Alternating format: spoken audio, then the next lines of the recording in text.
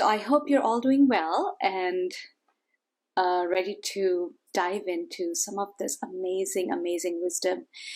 Be prepared that anytime you listen to a poem or a song of the Baul mystics, your heart is naturally going to open. It is because these mystics actually present us with an evidence that to get to liberation, you don't need intellect, you need the heart.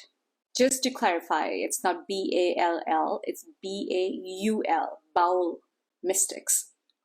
And most of them were illiterate, so these were just traveling gypsies that went from town to town. So knowledge takes the route of the intellect. The Baul mystics just bypass the intellect completely. They go straight to the heart, and also straight to the heart of the matter. One of the main criteria for these Baul mystics poetry is the search for what they called the ADHAR Manush, which means, loosely translated, the essential being. The essential being. And they contended that this essential being can only be found in the heart, through the heart.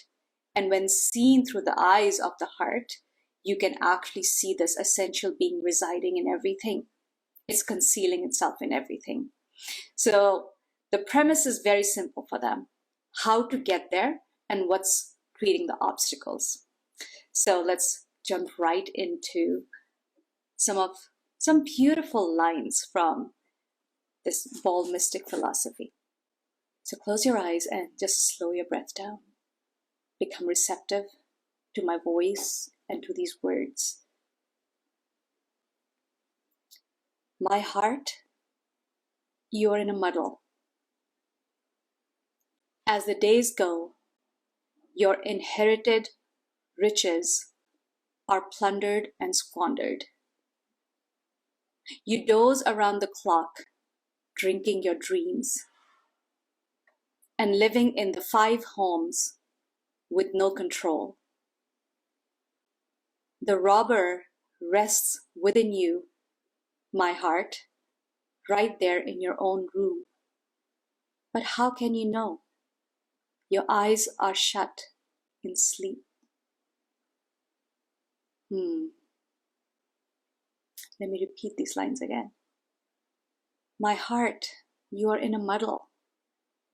As the days go, your inherited riches plundered and squandered. How many of you are finding yourself in a muddle today? And when they say muddle, it means a state of conflict. For the Baul mystics, the simplest way to get to that essential being, the soul, God, whatever you want to call it, the simplest way to reach it is through what they called is the SAHAJA MANUSH, which means a human being that is in a state of ease. A state of ease is the direct opposite of a state of conflict. So if you look around, everyone you meet, including your children, are in a state of muddle, are in a state of conflict, constant conflict. But it has to be. This world is created of polarities. We exist in this world of polarities. So coming to a place of SAHAJA MANUSH, which means being in a place of ease, almost feels like an anomaly that is reserved for very few people who are on the path of enlightenment. But these are simple people. They're simple gypsies. And so they're talking directly to their heart. My heart, you are in a muddle. As the days go by, your inherited riches plundered and squandered. To understand the richness of this poetry, you have to pause. You will have to pause on some of these words. Your inherited riches. What are your inherited riches? Not just inherited from your biological parents, but what did you come into this world as a soul? What came into this world as your personality, these gems that are embedded in your personality? If you are listening to this conversation, if you are interested in this conversation, then you pay attention, because there were a lot of treasures that you came into this world with. Your dharma, what you're destined to do, along with all the challenges and circumstances that are going to shape you to step into your dharma, these riches you inherited at birth. Nobody gave these to you. But they say, as the days go by, oh dear heart, your inherited riches are getting plundered and squandered. Are you paying attention? Does this reach you? Do you realize the sweetness, this innocence that you came into this world with, the sensitivity that you were born with? Again, to understand these words, each of you have to have sensitivity. Each of you have to have awareness. For most people I work with, they find their sensitivity as a curse. They feel too much, so they have to shut it off somehow. No, that's your inherited richness. It's your treasure. But it is getting plundered and squandered. You doze around the clock, drinking your dreams. We have lots of dreams. We have a lot of wants. I want to serve the world. That's what I hear a lot. But it is a dream until you know how to not only preserve the richness, the treasure of your prana, this life force that was given to you, how to direct the sensitivity of your being. Until then, you keep drinking your dreams. Manifesting them seems hard, isn't it? You doze around the clock, drinking your dreams, and living in 5 homes with no control. So they're referring to the 5 senses when they talk about the 5 homes. The 5 senses. They say you're living in 5 homes with no control. The Upanishads refer to these 5 senses as well as the 5 horses. And they say these are the 5 horses that drive our awakening existence, right? Our living, breathing existence. We hear, we see, we read, we smell, we taste, we touch. And anything that we experience through our senses, we feel is real, right? That's how the mind processes it, as our reality. But if you notice, do you have control over these 5 senses, these 5 homes? Can you control what you allow these ears to listen to? What comes in through these ears? Can you control this? Can you step away from the blaring TV, the constant chaos, the conflicting chaos that's projected on the social media? Can you step away from it? Do you have that level of control? Can you exercise that level of control? Can you step away from the sense of the taste? Or are you enslaved to certain tastes? You have to have certain things in your life, your coffee, your certain, products that you put into your body that are not serving you.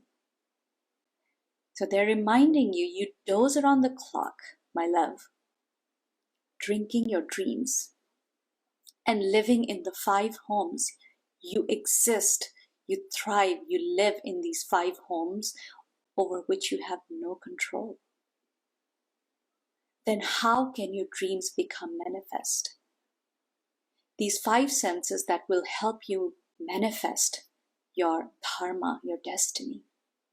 If you cannot discipline these 5 senses, then you go on living in them, but you can't control them.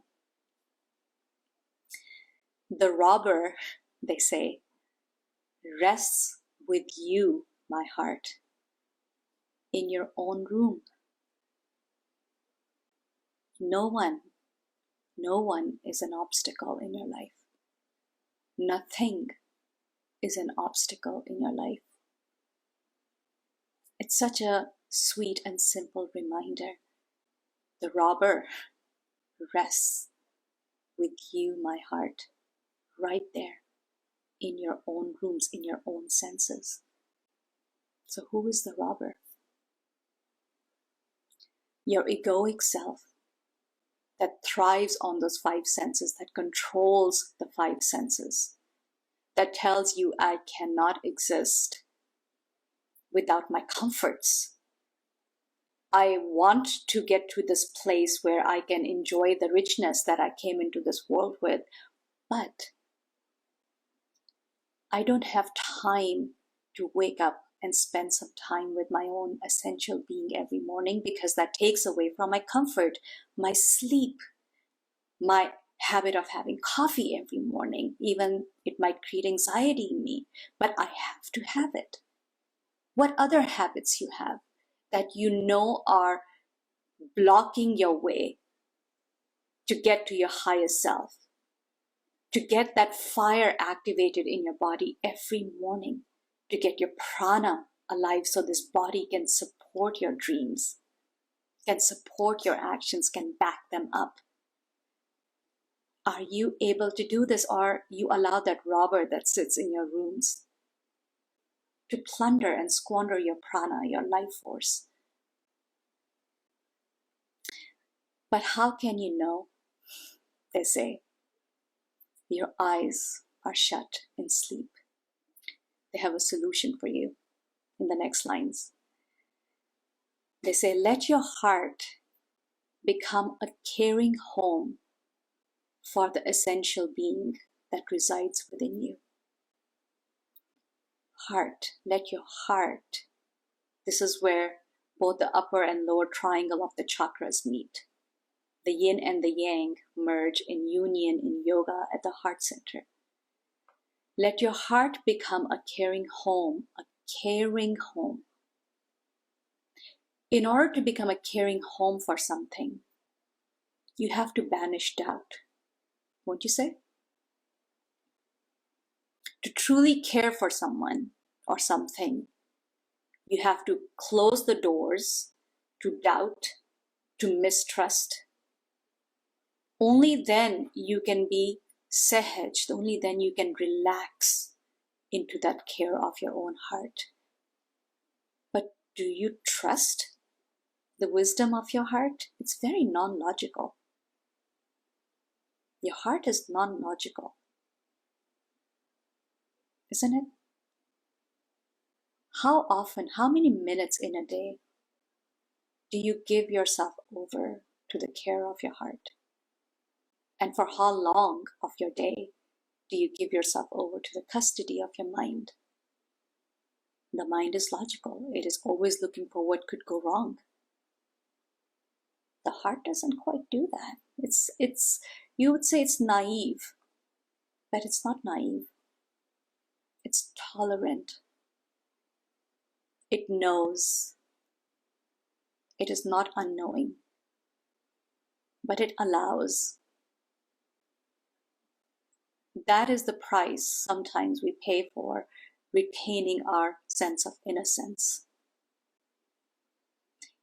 That innocence is what opens the heart. Let your heart become a caring home for the essential being that resides within you. Focus your vision through the eye, black of loving. Wow, I think sometimes I feel when I read these words, like to understand these words, you have to understand yoga. You too. Focus your vision through the eye. Notice they say eye, not eyes. Focus your vision through the eye, singular.